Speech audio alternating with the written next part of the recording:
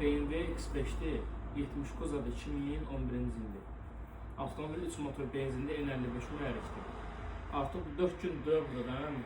4-5 gün var. 5 gündə artıq bizim servislədir. Problem nədir? Valvotronik probleminə yaxınlaşıb 2012-ci ildir. Valvotronik probleminə yaxınlaşmışdır, bir də silindr altı probleminə yaxınlaşmışdır. Əsas məsələ bizdə valvotronik şikayətlənirdi. Beyinlə bağlı problem var idi. Deməli, avtomobil sahibi təzəlicə valvotronik qoyub, təzədən yenə xarab olub. Ona da səbəb nədir? Beyindir. Beyində olan problem varsa əgər, yenidən valvotroniki vurub yandıracaq. Yəni 10 dəfə dəyişdirəcək, yenə valvotronik yanacaq. Biz yeni valvotronik aldıq və daha doğrusu avtomobil sahibi aldı, beyni təmir elədik, üzərini yerləşdirdik, valvotronik problemi getdi. Amma indi burada əsas məsələ 6-cı silindrdə olan problemdir ki, avtomobilin hər sveçasında, babinində, farsolkasında hər bir şey yoxlamışıq qaydasındadır. Sadəcə olaraq 4-cü və 6-cı silindrlərin kompresiyası çox zəifdir. Təzyiqi çox zəifdir.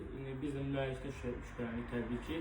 İndi bu avtomobilin inşallah ki, müəyyən bir müddət sonra mühərriki söküləcək və sıfırdan mühərrik yığılacaq bu avtomobilə. Avtomobil sahibi avtomobili yeni alıb və bilmirdi ki, avtomobilində belə bir problem var.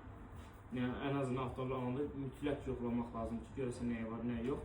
İndi hər kəsə başına gələ bilər bu, təbii ki, amma ki, daimi olaraq avtomobil 95-nə sürülməlidir. İndi bundan əvvəlki sahibi 92-nə sürüb, əmi 95 vurub, ziyan olub, o dəqiq bilinmir, o mühərrik söküləndən sonra bilinəcək.